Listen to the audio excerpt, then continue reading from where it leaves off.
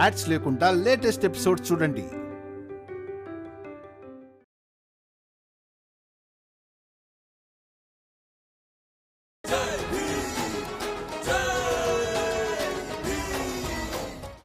ఎప్పుడు అకారణంగా వదనను కొడుతూనే ఉంటారుగా, అది మీకు ఒప్పనిపిస్తోంది. అలా ఎలా అనిపిస్తుందన్నయ్య?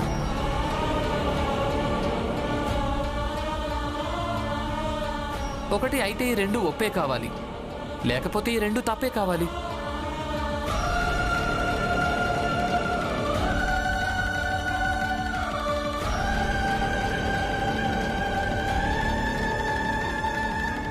నేను మీకు చెప్పాను కదా, మీరు ఇక్కడి నుంచి వెళ్ళండి. వద్దు, ఆగండి అన్నయ్య. ముందు మీరు నాకు చెప్పి తీరాలి, రెండు ఒప్పేనా లేక రెండు తప్ప?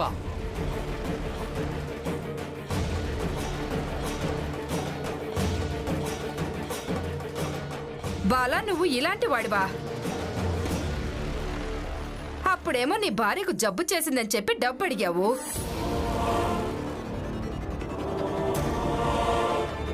అప్పుడు నేనేమనుకున్నానంటే నువ్వు నీ భార్య గురించి చాలా పట్టించుకుంటావు అని. నా దృష్టిలో నీ మీద గౌరవం పెరిగిపోయింది. కానీ ఇక్కడ నిన్ను చూస్తే ఇంకొకలాగా ఉన్నావు.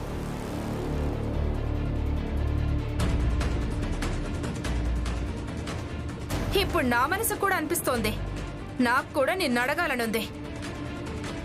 ఒకవేళ రెండు ఒప్పే అయితే నేను నీ భార్యను ఎందుకు కొట్టకూడదని అడుగుతున్నా.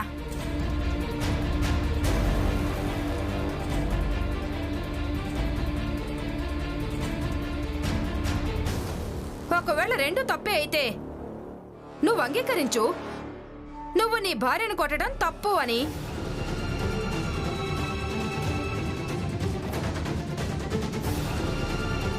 నాకు జవాబివ్వు, ఆ తర్వాత నేను వెళ్ళిపోతాను. లెక్క సంగతి నేను తర్వాత చూసుకుంటాను. కేవలం ఏది ఒప్పో ఏది తప్పో అది చెప్పు చాలు. అసలు మీరు ఏం మాట్లాడుతున్నారు? ఇది నాకు నా భార్యకు సంబంధించిన వ్యక్తిగత విషయం. దీన్ని మీరు మీతో ఎలా పోల్చుకోగలరు? చూడండి, నేను మీకు చెప్పాను కదా, నాకు కేవలం 1 నెల గడువు ఇవ్వండి, నేను మీకు డబ్బులు తిరిగి ఇచ్చేస్తాను. బాలా, నువ్వు నాకు జవాబు ఇవ్వలేదు. కానీ ఇప్పుడు నా మాట జాగ్రత్తగా విను. ఈ రోజు రాత్రి వరకు ఒకవేళ నువ్వు నాకు డబ్బులు తిరిగి ఇవ్వలేదనుకో, రేపు నేను ఏం చేస్తానో చూస్తూ ఉండు.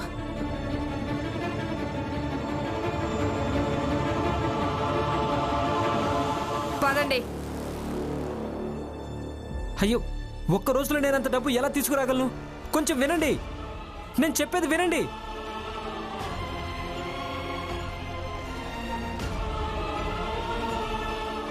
బాలా,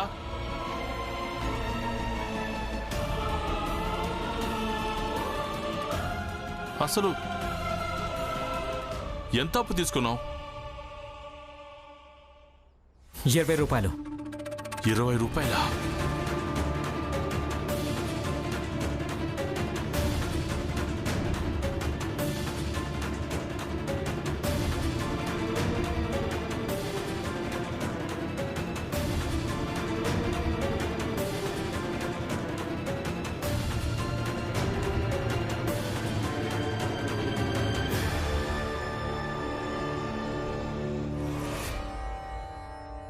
ఇది చాలా పెద్ద మొత్తం. అంత డబ్బు నేను ఎక్కడి నుంచి తీసుకురాగలను? అవి 2 రూపాయలైనా కూడా మీరు తీసుకురాలేరు నాన్న. ఎందుకంటే ఈ రోజు వరకు మీరు నా కోసం ఏమీ చేయలేదు కదా. బాలా అన్నయ్య, మీరలా మాట్లాడకండి. అప్పు తీసుకున్నది మీరైతే ఇందులో నాన్న తప్పేముందని? ఇక ఇలాంటివి చేయొద్దని నాన్న మిమ్మల్ని చిన్నప్పటి నుంచి ఆపుతూ వస్తున్నారు. మీరే ఆగలేదు. ఇక ఇందులో నాన్న తప్పేముంది? నువ్వన్నది పూర్తిగా నిజమే. తప్పు ఏంది కాదు, అది నీదే.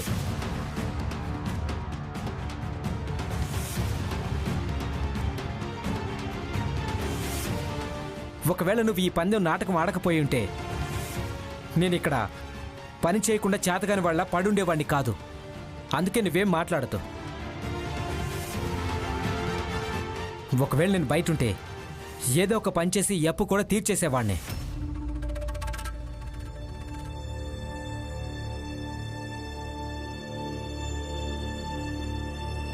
ఇక్కడ మీరు 10 రోజుల నుంచే ఉంటున్నారు కదా, అంతకుముందు మీరు బయటే ఉన్నారు. అప్పుడెందుకు అప్పు తీర్చలేదు? డబ్బులు ఎందుకు తిరిగి ఇవ్వలేదు? అందుకే భీమ్, ఇంకా మావయ్యను నిందించకండి. తప్పు చేసింది మీరు. చూడు కరుణ, నువ్వు ప్రతిసారి ఇలా భీమ్ పక్షాన మాట్లాడడం మానే, లేదంటేనా? లేదంటే ఏంటి? మీరేం చేస్తారో? నా మీద చెయ్యెత్తుతారా? నాతో అమర్యాదగా ప్రవర్తిస్తారా? ప్రవర్తించండి, నన్ను కొట్టండి. పెద్ద తేడా ఏముంటుంది?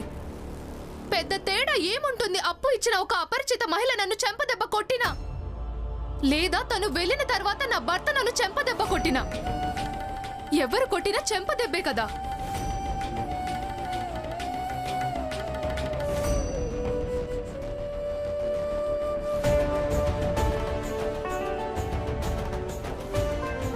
అవును బాలాబావా,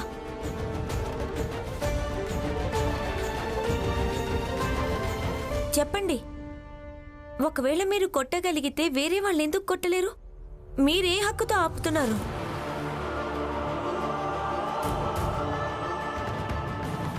దీనికి జవాబు చాలా ముఖ్యం బాలబావా. బహుశా అప్పు తీర్చడం కంటే ఎక్కువేమో.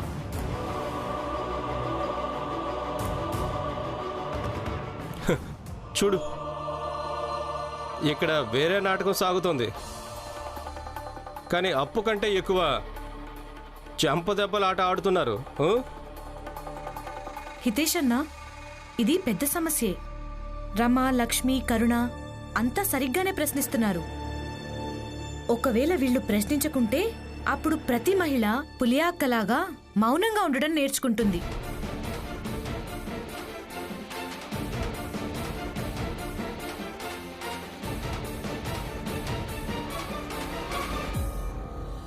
ఇక ఏం జరుగుతుందో జరగని. మహా అయితే ఏం జరుగుతుంది? అప్పుకు బదులుగా వాళ్ళు నా ప్రాణాలే తీస్తారు కదా, అయితే ప్రాణాలు ఇచ్చేస్తాను.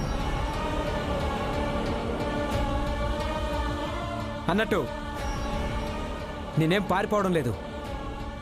మళ్ళీ అందరూ నా వెంటపడి రాకండి.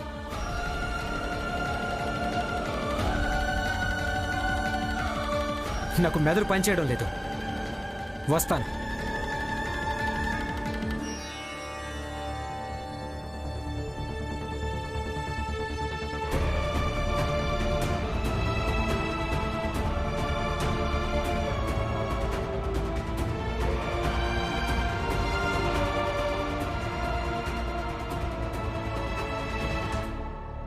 ₹20 ఎక్కడి నుంచి తవ్వాలి? పవార్ సాహెబ్ని అడిగితే లేదు, ఇప్పుడు ఆయన కూడా ఇవ్వడు. ఆయన పోయినసారి చెప్పేశాడు ఇంకెప్పుడు నన్ను డబ్బులు అడగద్దు అని. అమ్మడానికి కూడా ఏం మిగల్లేదు. కరుణవి 1-2 నగలుంటే ఎప్పుడు అమ్మేశాను. ఏం చేయాలో అర్థం కావడం లేదు.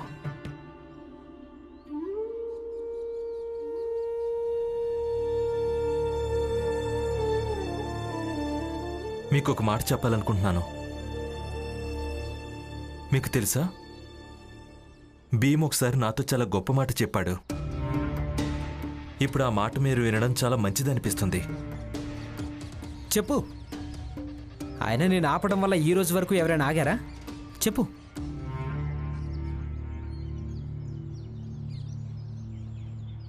బాలాన్నయ్య, భీమ్ ఒకసారి నాతో చెప్పాడు, మన ఇంట్లోని ఏ వస్తువునైనా సరే బయట వాళ్ళు ఎప్పటిదాకా చెత్త అనరంటే దేన్నైనా మనమే స్వయంగా ఇంట్లోంచి తీసుకెళ్లి చెత్త కుప్పలో పడేనంత వరకు.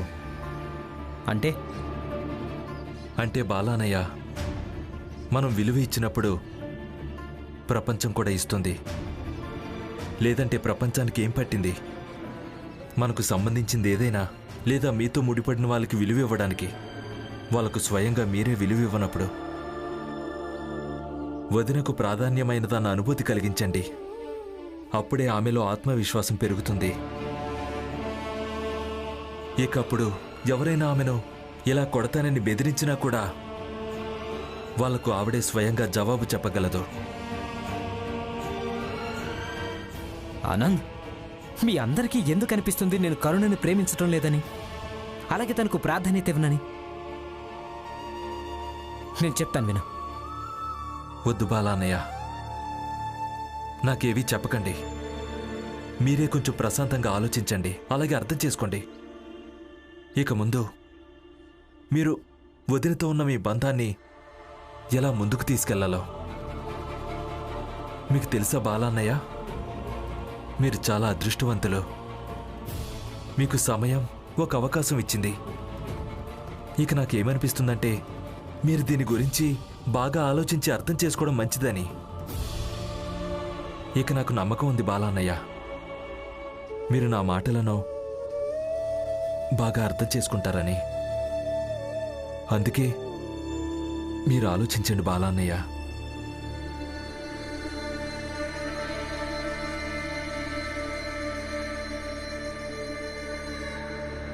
ఎంత కష్టపడినా సరే 20 రూపాయలు కూడా పోగేయలేవని మనకి చాలా బాగా తెలిసినప్పుడు మరి మీ సమయాన్ని ఎందుకు వృధా చేస్తున్నారు? జిజాబాయ్, కుటుంబం అలాగే కుటుంబ సభ్యులని దీన్నే అంటారు. అర్థమైందా? ఎప్పుడైనా కుటుంబంలో ఎవరైనా ఒకరికి ఏదైనా సమస్య వచ్చినప్పుడు పరిష్కారం కోసం కుటుంబంలో అందరూ కూర్చుని ఆలోచించి చర్చిస్తారు. ఒకవేళ నీకు ఇష్టం లేకుంటే నువ్వు ఇక్కడి నుంచి వెళ్ళిపోవచ్చు. అవునా? మీరు చెప్పగానే నేను వెళ్ళిపోవాలా? నేను వెళ్ళనెక్కడికి. కాస్త నన్ను కూడా చూడ్ని. ఇలా ఆలోచించి చర్చించడం వల్ల ఏం పరిష్కారం దొరుకుతుందో. ప్రతి సమస్యకు పరిష్కారం భీమ్ నీ దగ్గరుంది. నువ్వు ఒక్కసారి తన దగ్గరికి వెళ్ళి తనతో మాట్లాడి చూడు. నీ మాటలను బొంబాయి గవర్నర్ సాహెబు, గుప్తా సాహెబ్, గోఖలే సాహెబ్ అంతా అంగీకరించారు కదా. ఎవరికి తెలుసు, బహుశా ఈవిడ కూడా అంగీకరిస్తుందేమో. పిన్ని, తప్పు నా భర్త చేశాడు.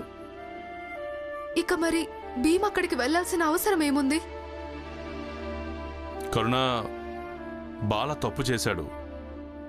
కానీ బాల నా కొడుకు, ఈ ఇంట్లో ఒక భాగం. ఇక వాడి కోసం మనందరం కలిసి ప్రయత్నం చేయడం మంచిది.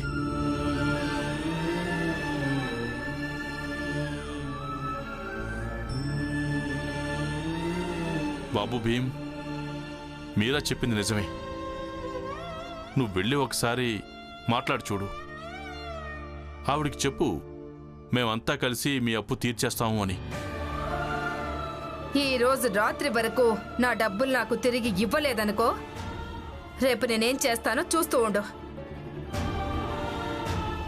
ఇతను వెళ్ళడం వల్ల ఏమవుతుంది? ఆవిడ ఎలా మాట్లాడుతుందో మీరెవరూ చూడలేదా? ఆవిడ అసలు ఎవ్వరి మాట వినదు. అయ్యో, డబ్బులు తీసుకొని అవే డబ్బులు తిరిగి ఇవ్వకపోతే తను మాట్లాడకుండా ఉంటుందా?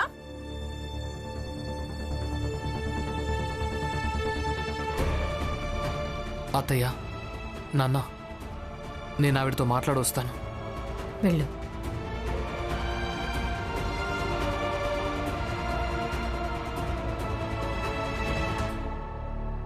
అయ్యగారు, అది ఆనంద్ వచ్చాడు బాలాకు నచ్చ చెప్పడం కోసం. ఏమంటున్నాడంటే నువ్వు విలువిచ్చావంటే ప్రపంచం అంతా విలువిస్తుందని. నేను మొత్తం విన్నాను, కానీ ఏం మాట్లాడలేదు. నేనేమనుకుంటున్నానంటే ఈ విషయాలన్నీ వెళ్ళి అయ్యగారికి చెప్పడం మంచిదే అని. ప్రచండదేవ్ గారు, ఏమనిపిస్తుంది? ఆనంద్ మాటలు బాల మీద ప్రభావం చూపించావు కదా? జోషి గారు, నాతో ఒప్పందం చేసుకుంటారా? నరోత్తమ్, ప్రభావం అస్సలు చూపించలేదు. లేదంటే ఒప్పందం గురించి మాట్లాడడు. రా బాలా, వచ్చేయ్ రా. నాకు 100 రూపాయలు ఇవ్వండి. ఒకరి దగ్గర అప్పు తీసుకున్నాను, అది తీర్చేయాలి. ఆ తర్వాత నేను రైలు బండి ఎక్కి బొంబాయి వదిలేసి వెళ్ళిపోతాను.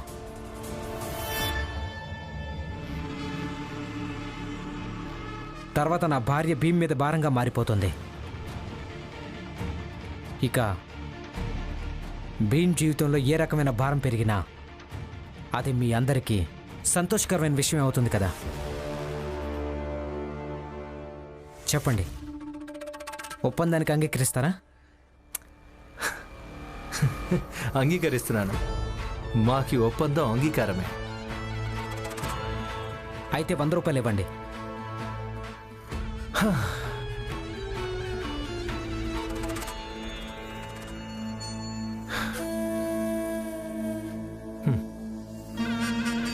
ఏంటిది? నీ స్తోమత.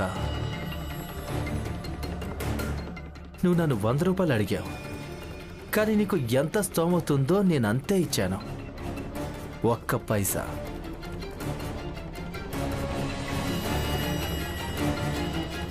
సరే, కనీసం 20 రూపాయలైనా ఇవ్వండి. 20 రూపాయలా? లేదు బాలా, లేదు. మేము ఇవి కూడా ఇవ్వలేము. వెళ్ళు మూర్ఖుడా. కనీసం అప్పు అనుకునైనా ఇవ్వండి. ఏంటి అప్పు? అది నీకా? ప్రచండదేవ్ గారు, ఈ చిన్న జాతి వాడు నన్ను అప్పు అడుగుతున్నాడు. మూర్ఖుడా. ఒక మాట చెప్తాను విను. అప్పు అనేది తిరిగి ఎవరైతే ఇవ్వగలరో వాళ్ళకి ఇవ్వడం జరుగుతుంది. ఇక నాకు నీ మీద అణువంత కూడా నమ్మకం లేదు. ఏంటంటే బాలా, నిన్నసలు నీ భార్య, మీ నాన్న, నీ తమ్ముడు ఎవ్వరూ నమ్మడం లేదు కదా? ఇక మేం మాత్రం ఎలా నమ్ముతాం అనుకున్నావు? పదనరోత్తం తీసుకో.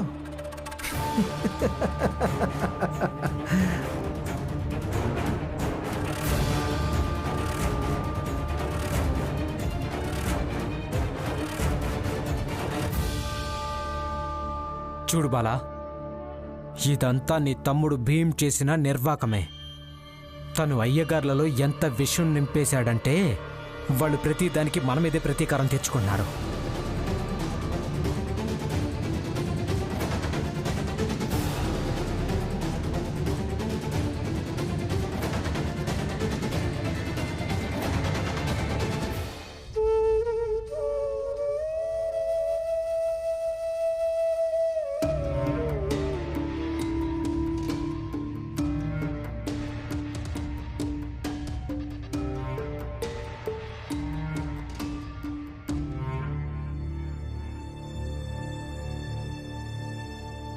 అయ్యగారు, ఇక మీరే చెప్పండి, ఈ బాల ఎలా పారిపోతాడు? పోరాడతాడు, అలాగే గెలుస్తాడు కూడా. బాలా నిశ్చింతంగా ఉండు. ఇప్పుడు మేము నీకు మార్గదర్శనం చేస్తాం. ఇక ఇప్పుడు ఆ భీమ్రావు, అలాగే వాడి భార్య రమ, మీ అత్తయ్య రామ్జీ ఆనంద్, వీళ్ళంతా కూడా నీకు నీతులు చెప్పడానికి ముందే నువ్వు జాగ్రత్త పడి వాళ్ళ నీతుల్ని చెరిపేసయ్యి. అప్పనేది ఎవరైతే తిరిగి ఇవ్వగలరో వాళ్ళకే అప్పనేది ఇవ్వడం జరుగుతుంది. నిన్నసలు నీ భార్య, మీ నాన్న, నీ తమ్ముడు ఎవ్వరూ నమ్మడం లేదు కదా? ఇక మేం మాత్రం ఎలా నమ్ముతాం అనుకున్నావు? బాలన్నయ్య, వీళ్ళంతా ఎప్పుడు మన వాళ్ళు కానే కాదు. ఇక ఇప్పుడు మన వాళ్ళు ఎలా అవుతారు? ఇందులో తప్పు మీదే ఉంది. అక్కడ భీమన్నయ్య రాంజీ బాబాయ్తో పోట్లాడుతున్నాడు. ఇక ఇక్కడ మీరు వీళ్ళందరితో స్నేహం అలాగే సహాయాన్ని ఆశిస్తున్నారా?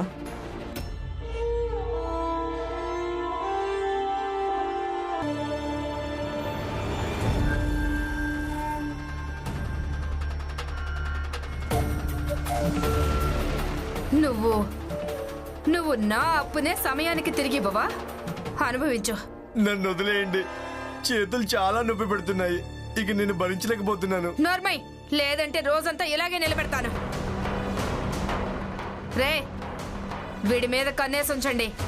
కాస్తంతైనా చెయ్యి కిందకు దిగిందో లాగి పెట్టి కర్రతో ఒకటివ్వు. నన్ను వదిలిపెట్టండి, నేను మీ డబ్బులు తిరిగి ఇచ్చేస్తాను.